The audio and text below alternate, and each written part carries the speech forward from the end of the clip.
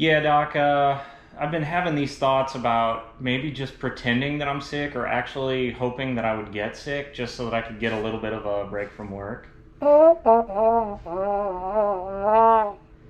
Yeah, sure, I've thought about camping, but I don't know, man.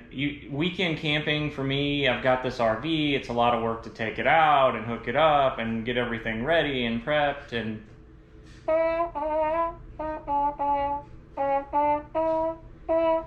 well, yeah, I guess I could do it that way.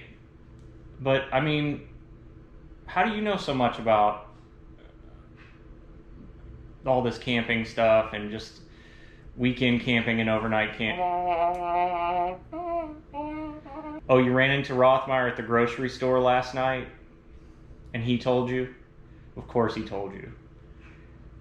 So yeah, I guess that could be an option. I mean, I never thought of it that way. What's that? He has this video that he just did where he goes out and just sets up camp for a good quick release overnight and goes by himself and gets a little bit of alone time. Is that right? Oh, and I can watch that video right now? Well, okay.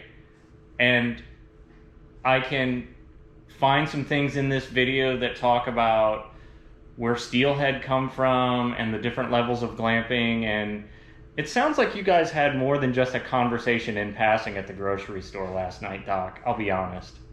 But I'm going to go ahead and take a look at this video.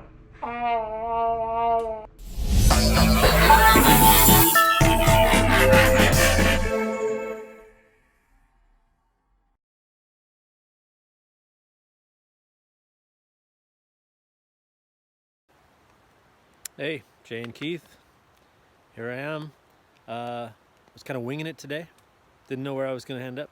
Wasn't sure. Was talking to some friends. Sunday, November 11th, 11/11. I mean 11/11. This goes to 11.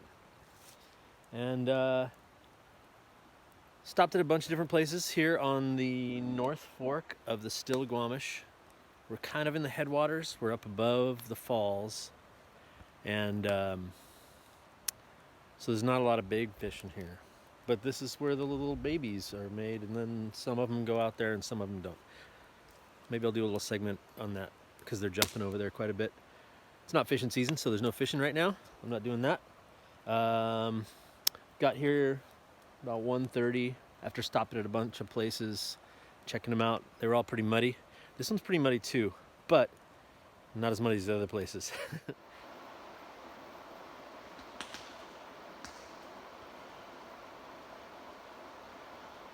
Just keep seeing these little fish jump. There's one over there.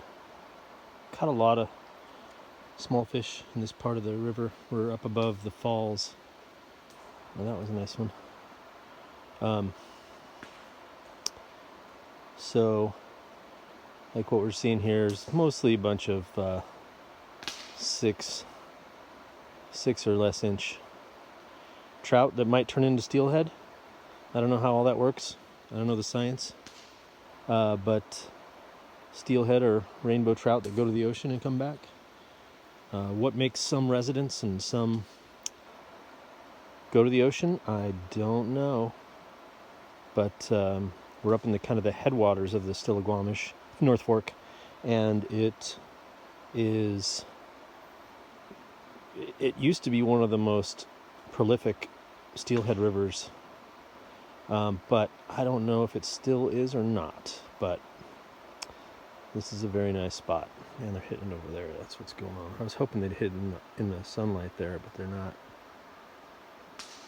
Yeah, there's your feeding. It's pretty nice out. It's like probably 50.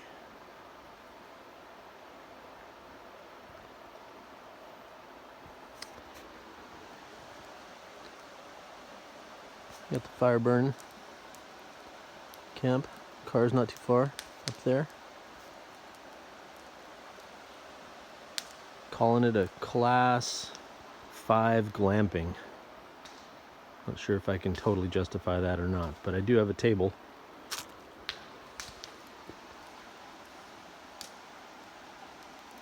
Good stuff.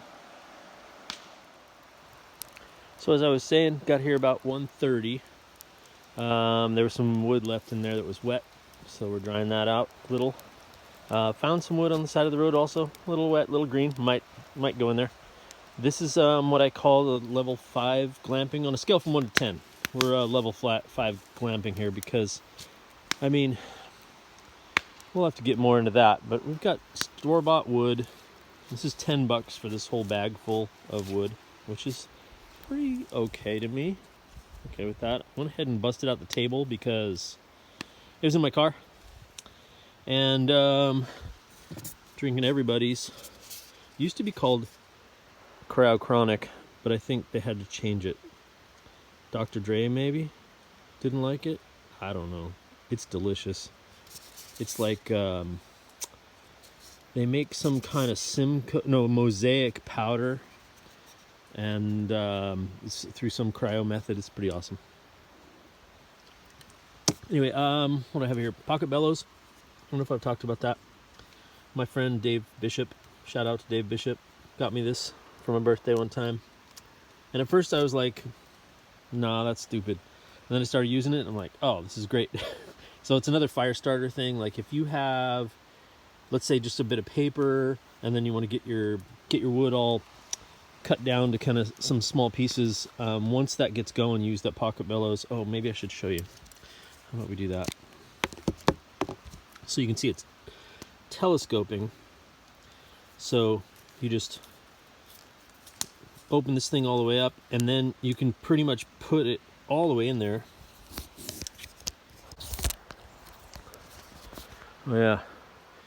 So you just blow on the fire with that thing and not get any smoke in your face. It's pretty nice. And cheap and light and small. But again, this is kind of November. Things you got to think about when you're out in November.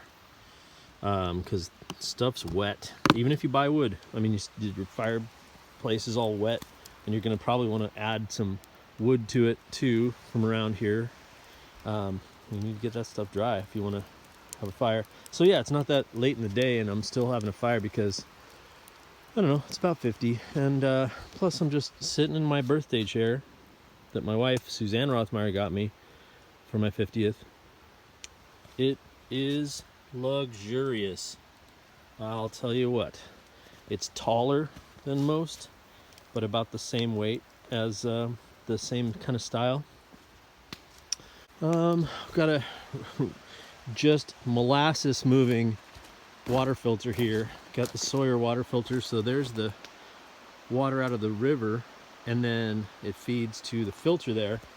But I hadn't used this particular one for a little while, and I didn't realize how clogged it was, so it is dripping slow, and that's okay. I have some other water too. Here we are in the Kelty, that is, 3-person tent. Don't believe this model's available anymore, but a similar one is.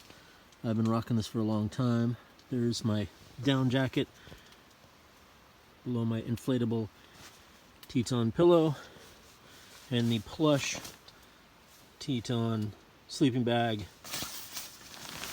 I can't imagine being cold in it. Goal Zero charger, my headphones.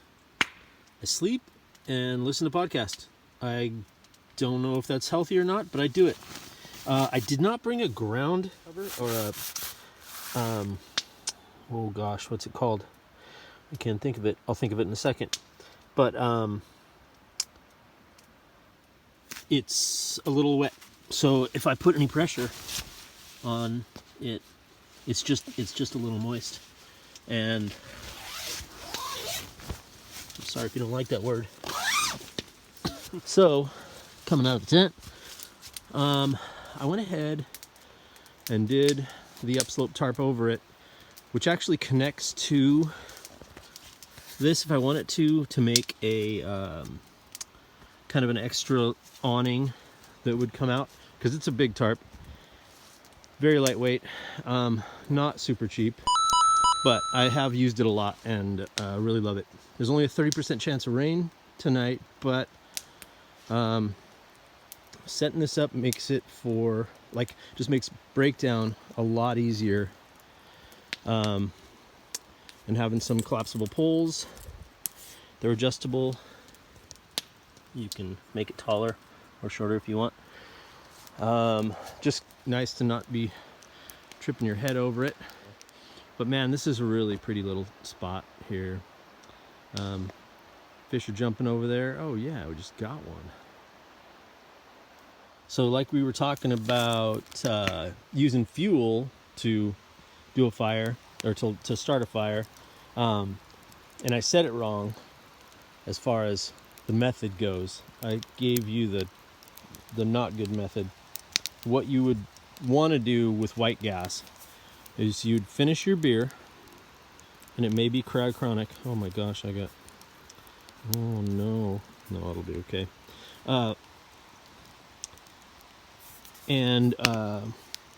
Once you finish your beer, you cut the can. Again, this is David Bishop taught me this.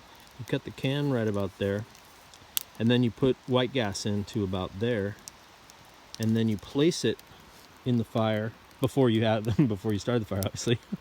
and that's your fire starter, and it will only burn because it's only getting so much oxygen, you know, from here to here, and it burns like a really, really hot candle, I guess is what I would call it. And man, it works great. And if you tip it over, you're gonna have a big, you know, explosion, not explosion, but a big bunch of flame. So I'll just keep rambling about stuff. How about that?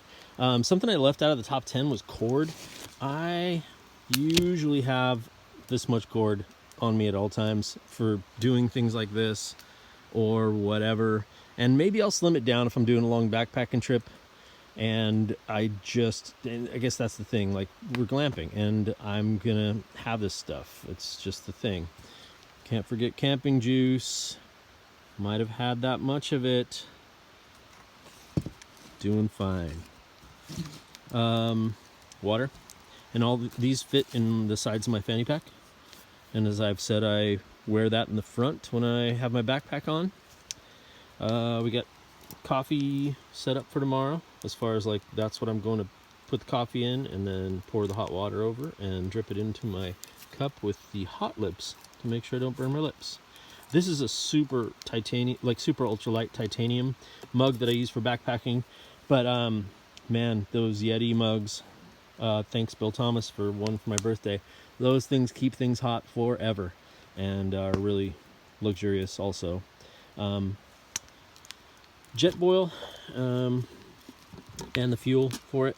You can get different kinds of fuel. This one's kind of a low BTU, but you can get a higher BTU if you think it's going to be cold. Because generally propane doesn't burn all that hot. Like white gas burns way hotter. So it just takes a little more time if it's really cold out. Again, we're glamping, so I got some store-bought beets because they're healthy and delicious. And this is leftover Chinese from lunch. I'm just going to heat it up in the pan, and then I've got General Tso's chicken and some fried rice for dinner. What else we have? Yeah, like I said, the core backpack. I actually didn't use any fuel for this fire because I had cardboard I needed to burn from my car.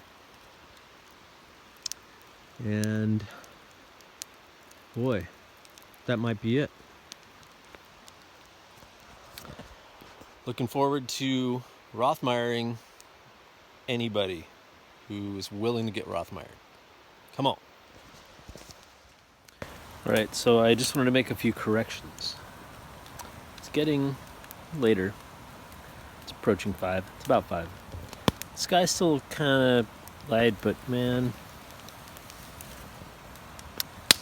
it's pretty dark out here this time of year. I did not mention the Delorme, which is sitting out there, blinking its light. That means I have a message coming in. It's been a little clunky, just because it just didn't have a really good signal. But I sent a message to Jay, and I sent a couple messages to my wife, just to let her know where I'm at. Because when I came out here, I didn't know where I was going. So keeping it safe. I was going to do something like thoughts by the fire. Maybe I'll work on that. And I also was thinking about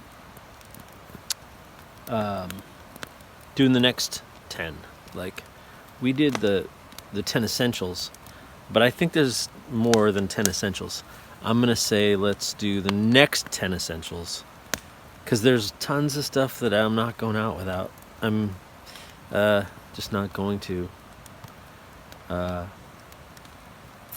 And we can parse that out. Anyway, good night, everybody.